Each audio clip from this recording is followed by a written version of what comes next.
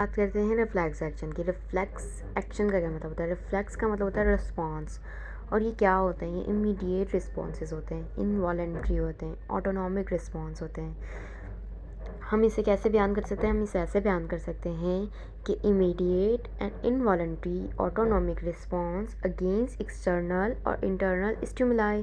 Kitchen में गए और आपकी मम्मा ने आपको कहा था कि भाई जो पतीला है ना उसे हाथ ना लगाना, उसमें अंदर गर्म पानी पड़ा हुआ है, लेकिन आपने हाथ लगा लिया, टच किया, तो आपको ये महसूस हुआ कि वो गर्म है, तो आपने क्या किया? फ़ौरी तौर पर उस हाथ को हटा लिया। ये क्या है? ये इनवॉलेंट्री रिस्पॉन्स है। ठीक है।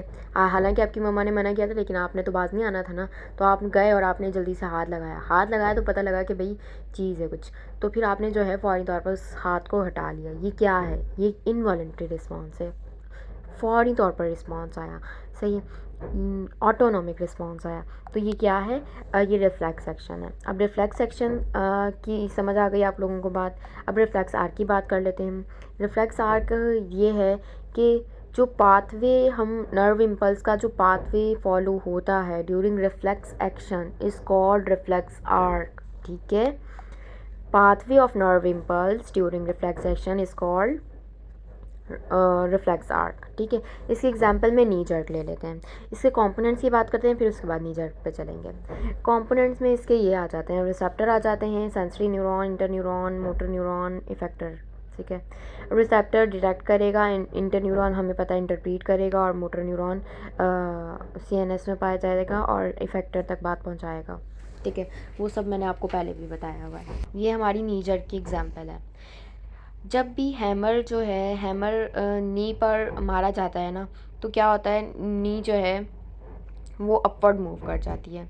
नी पर हिट किया, नी पर हैमर से हिट किया जाता है ड्यूरिंग वो डायग्नोसिस वगैरह। ठीक है। नी से हैमर से नी पर हिट किया गया। हैमर से जब नी पर हिट किया ना, तो स्ट्रेच हुए, स्टिमुलेट किया मसल्स ने सेंसरी रिसेप्टर्स को कि भाई जाओ। सेंसरी न्यूरॉन्स जो हैं वो फौरी तौर पर एक्साइटेड हो गए। सेंसरी न्यूरॉन फौरी तौर पर एक्साइटेड होकर कहाँ गए? स्पाइनल कॉर्ड पर गए। कहाँ पर? वेंट्रल लूड ऑफ स्पाइनल कॉर्ड की तरफ गए। वेंट्रल लूड में क्या प्रेजेंट थे? मोटर न्यूरॉन्स प्रेजेंट थे। मोटर सेंसरी ने मोटर के साथ इंटरप्रीट किया कि भाई ये सीन हुआ है। मोटर न्यूरॉन कहाँ? मोटर न्यूरॉन एक्साइट हुए, फौरी तौर पर मोटर न्यूरॉन एक्साइट हुए। मोटर न्यूरॉन एक्साइट होकर कहाँ गए वापस से इफेक्टर की तरफ कि भाई नी को हटा दो। नी कहाँ पे मूव हो गई? आगे की तरफ मूव हो गई। समझ आई?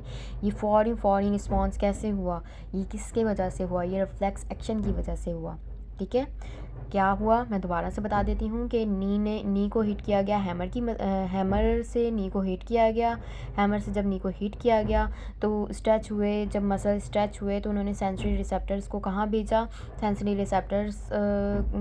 रिसेप्टर्स जो लगे हुए थे उन्होंने सेंसरी न्यूरॉन को एक्साइट किया। सेंसरी न्यूरॉन एक्साइट होकर कहाँ गए? वेंट्रल रूट में गए। वेंट्रल रूट में क्या मौजूद होते हैं?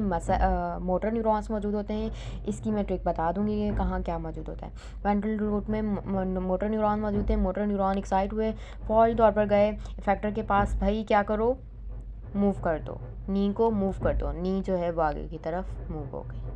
ठीक है। क्लियर हो गई? अब मैं वो जो बता रही थी ना कि वेंट्रल पे क्या प्रेजेंट है और वेंट्रल साइड पर क्या प्रेजेंट होता है। वेंट्रल या इंटीरियर साइड पर मोटर न्यूरॉन्स प्रेजेंट होते हैं, जिसे हम वैम कह सकते हैं।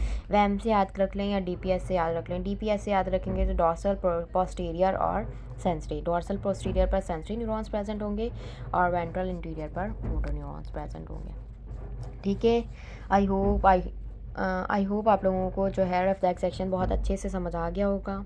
यहाँ पर एक कहानी ये बनी कि हमने देखा कि जो नी जर्क था, नी जर्क में हुआ क्या? नी जर्क में कुछ यूँ हुआ कि जब हैमर से हिट किया गया तो जो सेंसरी रिसेप्टर्स थे उन्होंने सेंसरी न्यूरॉन को एक्टिव किया और सेंसरी न्यूरॉन से मोटर न्यूरॉन की तरफ बात गई। तो यहाँ पे कितने साइनैप्स बने? यहाँ पर आपको नज़र आ रहा होगा कि सिर्फ एक साइनैप बना। तो हम ऐसे साइनैप को, ऐसे रिफ्लेक्स एक्शन को हम क्या कहते हैं? मोनोसाइनेप्टिक रिफ्लेक्स आर्क कहते हैं। ठीक है। और पॉलीसाइनेप्टिक रिफ्लेक्स आर्क वो रिफ्लेक्स आर्क होते हैं जिनके अंदर 2 से ज़्यादा रिफ्लेक्स साइनेप्सिस प्रेजेंट हो। उनके अंदर 2 से ज़्यादा साइनेप्सिस कैसे प्रेजेंट हो सकते हैं? कि उनके अंदर इंटर न्यूरॉन भी वर्क कर रहे हों। ओके। तो कंपोनेंट्स मैंने आपको बता दिए। कि रिसेप्टर डिटेक्ट करेगा, फिर रिसेप्टर के बाद सेंसरी न्यूरॉन के पास बात जाएगी। सेंसरी न्यूरॉन जो है उसे इंटरप्रेट कराने के लिए इंटर न्यूरॉन्स के पास ले जाएगा। इंटर न्यूरॉन से मोटर न्यूरॉन की तरफ बात जाएगी। मोटर न्यूरॉन क्या करेंगे, मोटर न्यूरॉन जो है उसे इफेक्टर तक बात को पहुंचा देंगे। ओके, बस यही था रिफ्लेक्स एक्शन के बारे में। आज के लिए इतना ही। अल्लाह हाफिज़।